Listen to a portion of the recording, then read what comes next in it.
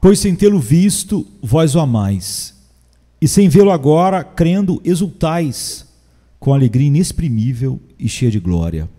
1 Pedro 1, 8. As Escrituras mostram a verdadeira espiritualidade resumida no amor, a principal das afeições e fonte de todas as demais. Em resposta ao doutor da lei, que lhe perguntou qual seria o maior mandamento da lei, eis como nosso Salvador bendito apresentou o assunto. Jesus lhe respondeu: amarás o Senhor teu Deus de todo o teu coração, de toda a tua alma e de todo o teu entendimento. Este é o maior e o primeiro mandamento. Mateus 22, 37 em diante. As últimas palavras dessa passagem significam muito, uma vez que esses dois mandamentos compreendem todos os deveres estabelecidos e a religião ensinada na lei e nos profetas. Também o apóstolo Paulo apresenta o assunto do mesmo modo. Pois quem ama o próximo tem cumprido a lei. Romanos 13, verso 8.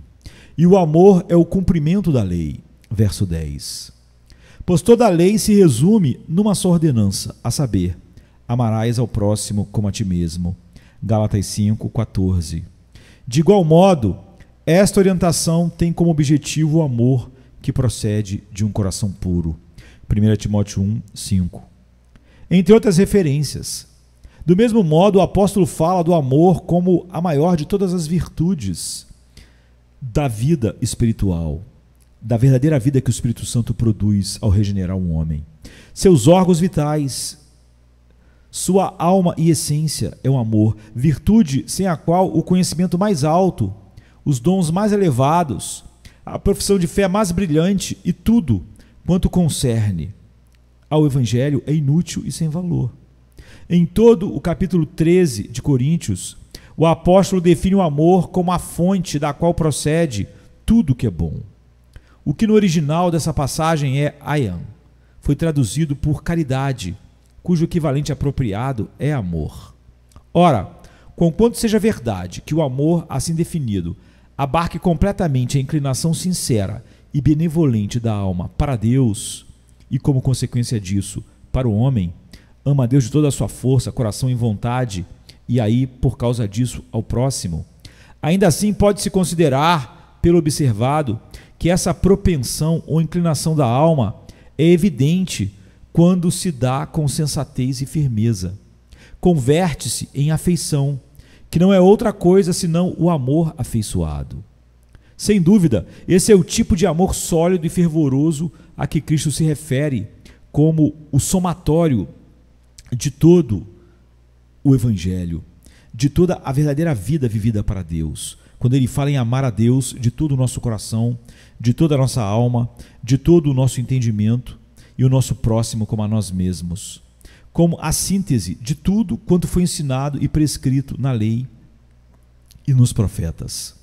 Com efeito, não se deve supor, quando essa afeição do amor é mencionada aqui e em outras passagens, como o conjunto de toda a religião, que isso se refira apenas ao ato exclusivo do hábito, nem que o exercício do entendimento esteja excluído, o que é implícito em toda afeição sensata. É, porém, indubitavelmente verdade e evidente nessas passagens que a essência da religião verdadeira reside no amor santo e que a religião, como um todo, consiste nessa afeição divina e na disposição habitual para ela, e na luz que o alicerça e nos frutos que ele produz. Disso se conclui clara e seguramente que grande parte da religião verdadeira consiste nas afeições, pois o amor não é apenas uma delas, mas é a primeira e principal afeição, e a fonte de todas as demais. Do amor procede o ódio às coisas contrárias ao que amamos, ou que se nos opõem e nos impedem de usufruir as agradáveis.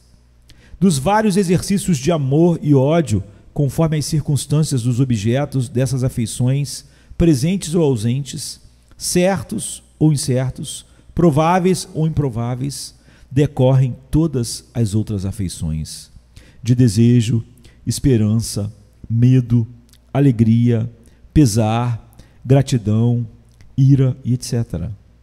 Do amor forte, intenso e afeiçoado a Deus resultarão necessariamente outras afeições espirituais.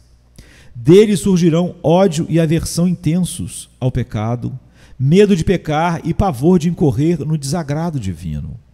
A gratidão a Deus por sua bondade e complacência e a alegria nele quando se faz sábia e generosamente presente.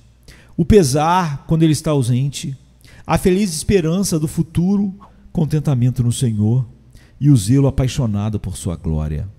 Também, semelhantemente, do amor intenso pela humanidade surgirão todas as outras afeições virtuosas para com as pessoas. A religião dos santos mais insignes, conforme nos relatam as Escrituras, consistia sobretudo em afeições santas. Farei menção especial a 3 santos eminentes que expressaram seu estado de espírito e os sentimentos do seu próprio coração. Esses santos retrataram nos escritos que nos legaram o que fazem parte do cânon sagrado, sua religião e a relação com Deus verdadeira. O primeiro, para quem chamaria atenção, é Davi, o homem segundo o coração de Deus, que nos deu no livro de Salmos um vivo retrato da sua religião. As composições sagradas que nos deixou nessa coletânea não são senão a expressão e o anelo de afeições piedosas e santas, tais como seu amor humilde e fervoroso por Deus, a admiração pela gloriosa perfeição e maravilha das obras divinas, o forte anseio, a sede e as aspirações da alma por Deus, o prazer e o regozijo em Deus, a doce e comovida gratidão a Deus por sua imensa bondade, a santa exultação e o triunfo da alma na graça, suficiência e fidelidade de Deus, o seu amor pelos santos e o regozijo neles, a excelência da terra, seu prazer extraordinário na palavra e nas ordenanças de Deus, o pesar por seus próprios pecados e pelos dos outros, e seu zelo ardente por Deus e contrário aos inimigos do Eterno e de sua igreja. Essas expressões de afeição santa, das quais os salmos de Davi são completamente carregados, são da maior importância para o nosso propósito aqui, pois tais salmos não são apenas as expressões da religião de tão ilustre santo, em quem Deus se comprazia, mas também foram, pela direção do Espírito Santo, escritos para o uso da Igreja de Deus em seu culto público, não apenas naquela época, mas também nas subsequentes, uma vez que são apropriados para manifestar a religião de todos os santos em todas as épocas, assim como a religião do salmista. Além disso, deve-se observar que no livro de Salmos, Davi fala não como um indivíduo em particular, mas como o salmista de Israel, como cabeça subordinado da Igreja de Deus e líder do culto e dos louvores dos israelitas. Além disso, num grande número de salmos, ele fala em nome de Cristo, personificando nessas exclamações de afeição santa. Em muitos outros, fala em nome da igreja. Outro caso que devo examinar é o do apóstolo Paulo, que em muitos aspectos foi o principal dos ministros do Novo Testamento. Acima de todos os demais, foi vaso escolhido por Cristo para dar testemunho de seu nome perante os gentios, transformado num instrumento essencial para promover e estabelecer a igreja cristã no mundo, além de revelar clara e inequivocamente os gloriosos mistérios do Evangelho para instruir a igreja de todas as épocas. Foi o mais notável servo de Cristo de todos os tempos, como alguns, sem exagero, o consideram. Recebido com as maiores recompensas no reino celestial do seu mestre. Pelo que as Escrituras dizem dele, parece que Paulo era um homem cheio de afeições. A religião que ele expressa nas epístolas, vê-se com muita clareza, consiste sobretudo em afeições santas. Todas as vezes que se refere a si mesmo, fica claro que durante toda a vida o apóstolo foi totalmente consumido pelo mais ardente amor pelo seu glorioso Senhor, considerando tudo perda em comparação com a própria excelência do conhecimento de Cristo e estimando tudo como esterco a fim de poder ganhar a Cristo. Paulo apresenta-se como que subjugado por essa afeição santa, como se ela o compelisse a avançar no serviço do Senhor em meio a todos os percalços e sofrimentos. Como está em Filipenses 3:8, 2 Coríntios 5, 14 e 15. Suas epístolas estão repletas de manifestações de uma afeição transbordante para com o povo de Cristo. Ele fala do seu amor terno por eles, 2 Coríntios 12:19, Filipenses 4:1, 2 Timóteo 1:2, de seu amor intenso em 2 Coríntios 2:4, da sua afeição e boa vontade, como as afeições que uma mãe que amamenta tem pelos próprios filhos. Fomos bondosos entre vós, como a mãe que acaricia os próprios filhos. Assim, devido ao grande afeto por vós, estávamos preparados a dar-vos de boa vontade não somente o Evangelho de Deus, mas também a própria vida, visto que vos tornaste muito amados por nós. 1 Tessalonicenses 2, 7 e 8. Igualmente ele fala de seu coração e seu amor visceral, Filipenses 1, 8 e Filemão 12, 20. De sua dedicação pelo outro, 2 Coríntios 8, 16. De seu sentimento profundo e de sua compaixão para com eles, Filipenses 2, 1. De sua preocupação com os outros a ponto de ter o coração angustiado. Vos escrevi em meio a muita tribulação e angústia de coração, com muitas lágrimas, não para que vos entristeceis, mas para que soubesses do amor intenso que tenho por vós. 2 Coríntios 2, 4. Paulo menciona a grande luta da sua alma por eles, Colossenses 2, 1. Fala da grande tristeza e incessante dor no coração por causa da compaixão pelos israelitas, Romanos 9, 2. Diz que fala abertamente com os cristãos e que seu coração está aberto. Ó Coríntios, temos falado abertamente convosco, nosso coração está aberto. 2 Coríntios 6, 11. Sempre comenta acerca de suas saudades e afeições. 1 Tessalonicenses 2, 8, Romanos 1, 11, Filipenses 1, 8, 4, 1 e 2 Timóteo 1, 4.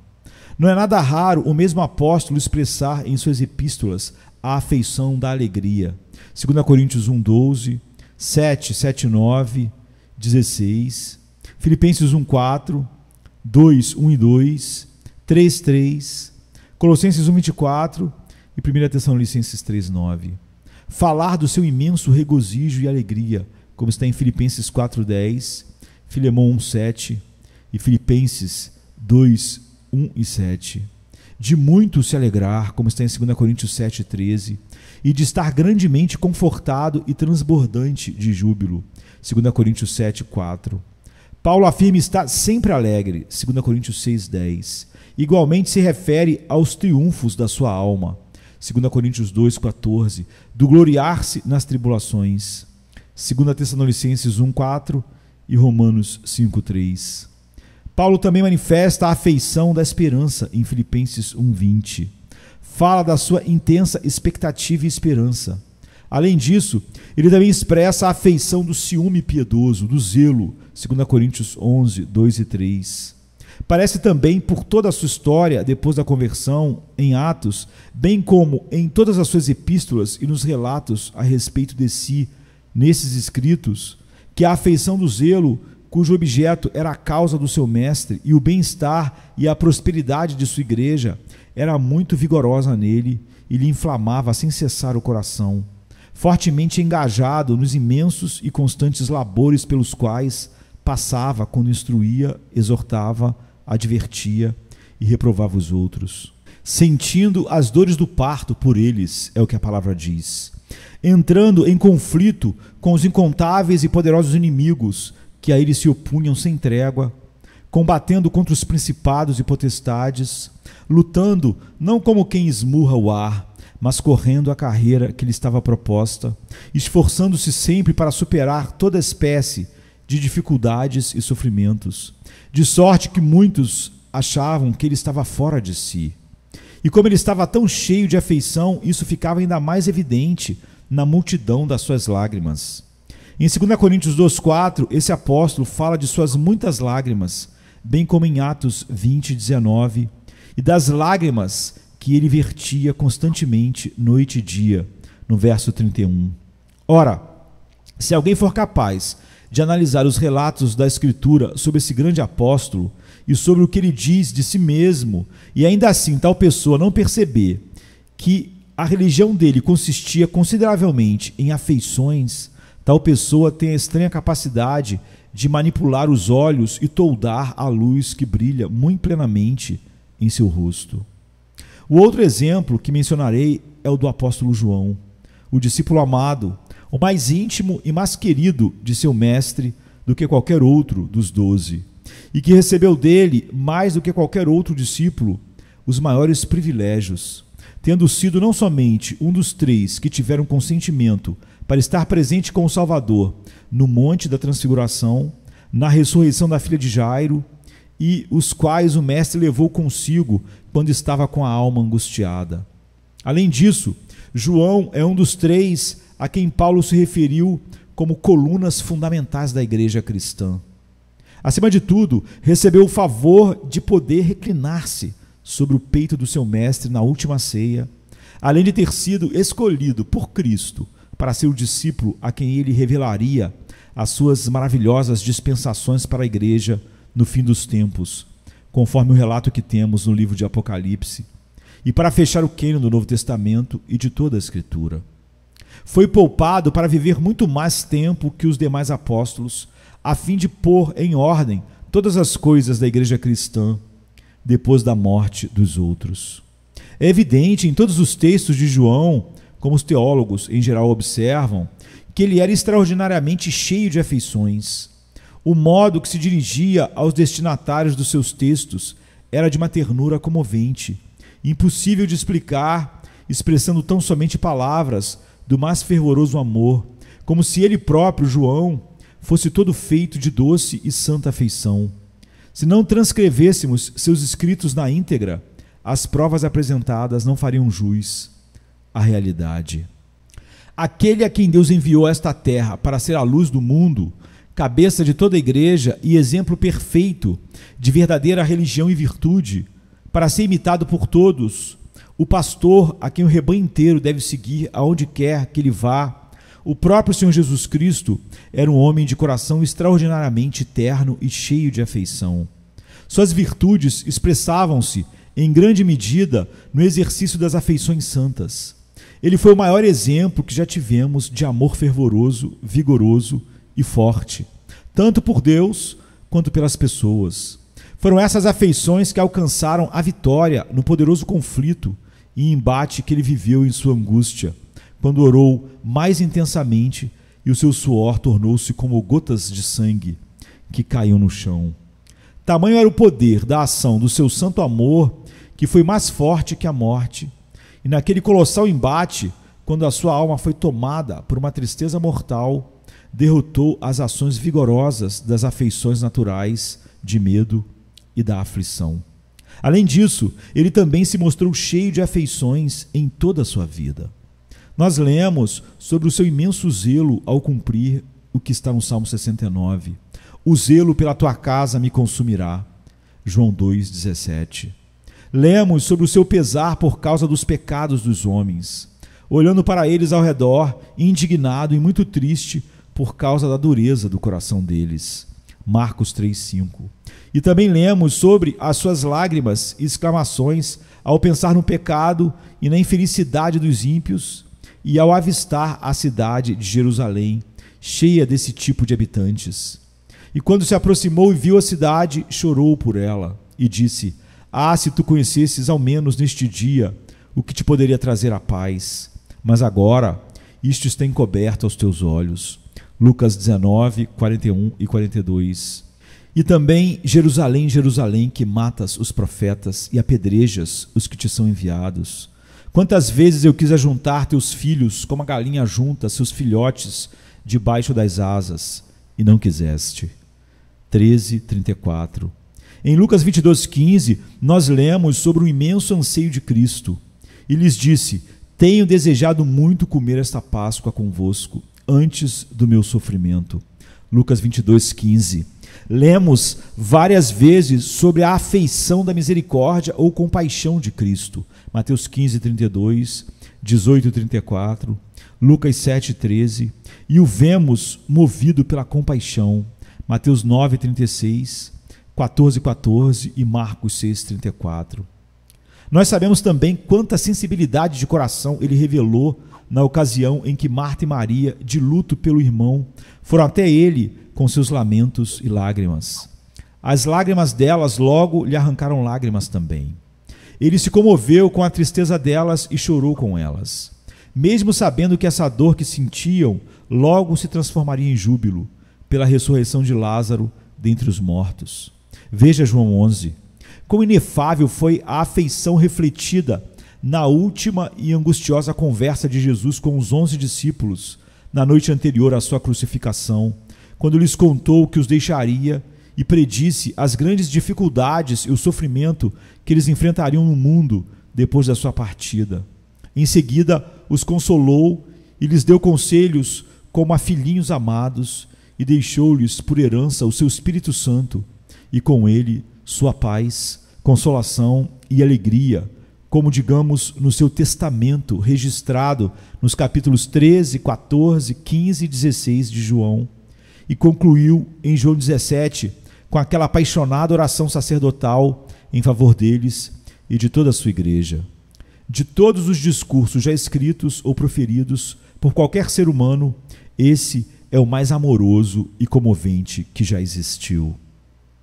A religião celestial consiste, sobretudo, em afeições. Não há dúvida de que no céu se encontra a religião verdadeira em seu mais alto grau de pureza e perfeição. Contudo, de acordo com a representação bíblica do estado celestial, a religião celeste consiste principalmente em amor e alegria santos e poderosos, cuja expressão são os mais fervorosos e exaltados louvores. De maneira que a religião dos santos no céu consiste nas mesmas coisas que a religião dos santos na terra, a saber, amor e alegria indizível e cheia de glória. Ora, seria muita tolice afirmar que a alegria e o amor imensos e infinitos dos santos não são afeições, porque no céu eles não estão ligados à carne e ao sangue, e não têm mais os humores vitais para se comoverem com as fortes emoções da alma, mediante as leis da união entre o corpo e a alma. Não estamos falando das afeições do corpo, mas das da alma, das quais as principais são o amor e a alegria. Quando essas afeições existem na alma, quer ainda no corpo, quer fora dele, a alma é tocada e comovida.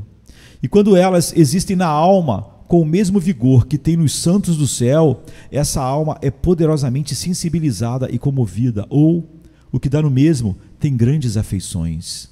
É bem verdade que não sabemos por experiência própria o que o amor e a alegria são numa alma sem o corpo ou no corpo glorificado. Isto é, não experimentamos o amor e a alegria na alma nessas circunstâncias. Mas os santos na terra sabem muito bem o que são o amor e a alegria divinos na alma. E sabem que o amor e a alegria são da mesma espécie que o amor e a alegria que há no céu, nas almas que lá estão. O amor e a alegria dos santos na terra são o princípio e o alvorecer da luz, da vida e da bem-aventurança do céu, e são semelhantes ao amor e à alegria dos que lá estão. Ou melhor, têm a mesma natureza, embora não sejam iguais nem semelhantes a elas, nem em grau, nem em circunstâncias. Isso é bem evidente em muitas passagens das Escrituras, como Provérbios 4:18, João 4:14 e 6:40, 47, 50, 51, 54 e 58. 1 João 3:16 e 1 Coríntios 13:8 a 12. Portanto, é infundado supor que o amor e a alegria dos santos no céu não somente sejam diferentes em grau e circunstâncias da alegria e do amor sagrados dos santos na terra, mas que também sejam de natureza tão completamente distinta que não sejam afeições. E isso tão somente porque os santos no céu não têm sangue nem vitalidade que os impulsionem, e impulso do sangue e da vitalidade que, aliás, não é a essência dessas afeições dos homens na terra, mas apenas o efeito delas. Não obstante possam, com suas reações, causar alguma diferença circunstancial na sensação da mente.